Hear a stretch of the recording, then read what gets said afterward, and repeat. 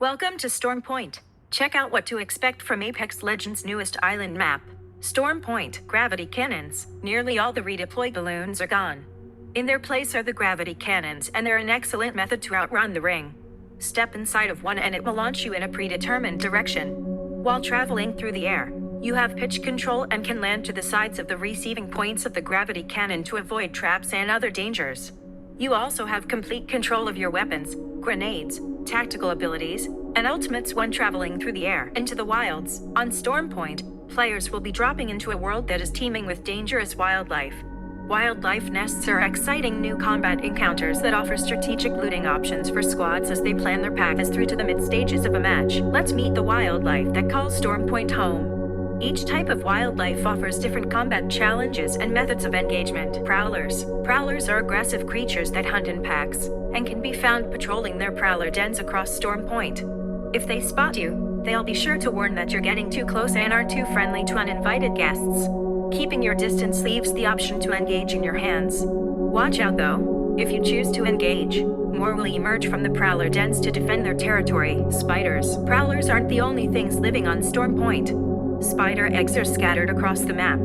Causing damage to these eggs will disturb the spiders inside, hatching a swarm of critters that will happily have you for lunch. These large arachnids are ranged, web-spitting enemies that choose to engage with their potential meals from afar before sinking their teeth into them.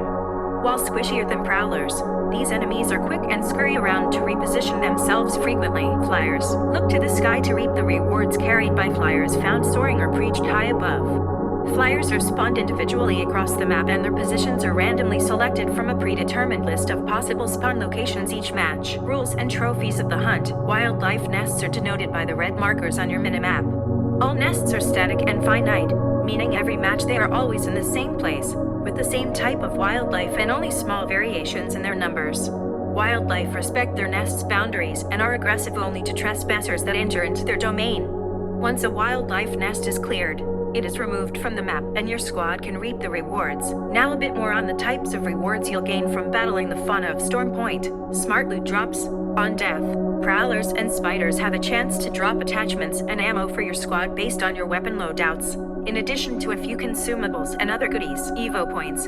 ASMA. LL percentage of all damage dealt to wildlife is rewarded towards your Evo armor.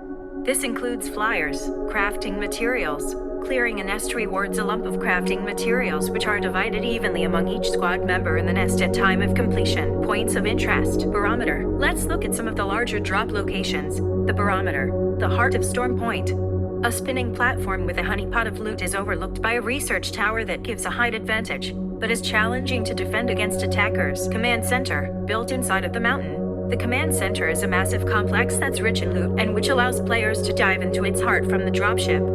It is also an excellent method for getting to the top of the mountain while protected by using a network of the longest zip lines in the Apex games to date. The Antenna. The Antenna is a drop location divided by a network of catwalks positioned above a massive communications dish.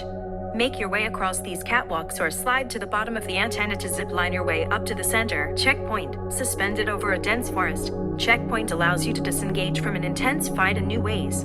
If you are overwhelmed, jump off the platform in the forest below to change the engagement. Lightning Rod. Lightning Rod is a landing position located at the pinnacle of the mountain and is divided into two halves by a focused and intense bridge.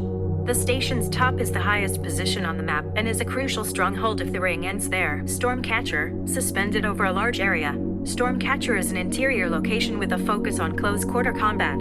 Position yourself on its exterior balconies to open up long-range combat against strong, defendable bases on either of its sides. North Pad. The North Pad is a launch site that contains a network of protected trenches that allow safe passage over a wide range of rolling hills.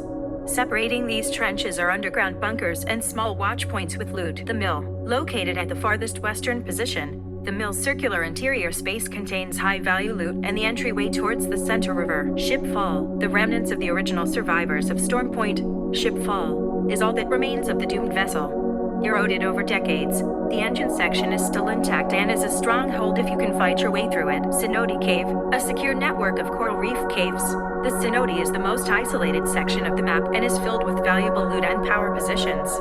Located at the southernmost western corner, it is also a critical path between the Barometer and the entire western half of the island. The Wall, the great divider between the northern beach and the mountain. The wall is a critical landing spot for those who seek combat. It acts as the choke point between two significant sections of the map. High Point. High Point is the home to the only redeploy balloon on the map.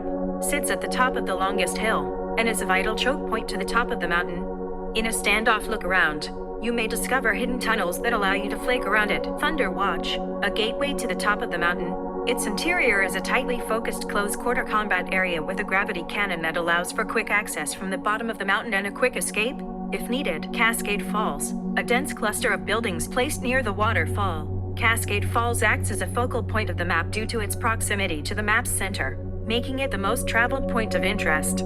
Take that into account before deciding to land there on the initial drop. Launch Site. The launch site sits in an alcove at the river's end and is a large area identified by two distinct landing zones, the outstretched landing pad and the control building. Try landing on one of its three distinctive outstretched pads and loot your way towards the control building. Fish Farms, a chain of islands separated by open water. The Fish Farms is a large area with a clean separation between the lootable buildings. Cross the open water cautiously, or use the trident to hover along the waterways. Gale Station, a sibling landing location to the Fish Farms. Gale Station acts as a divider between the island's center and the southern section. What it lacks in loot quantity makes up for loot quality and its power position over the Fish Farms. Spill-off Camps. Design Talk. There are 17 named locations total on the map, but if you pay close attention, you will notice near these drop locations, there are smaller camps.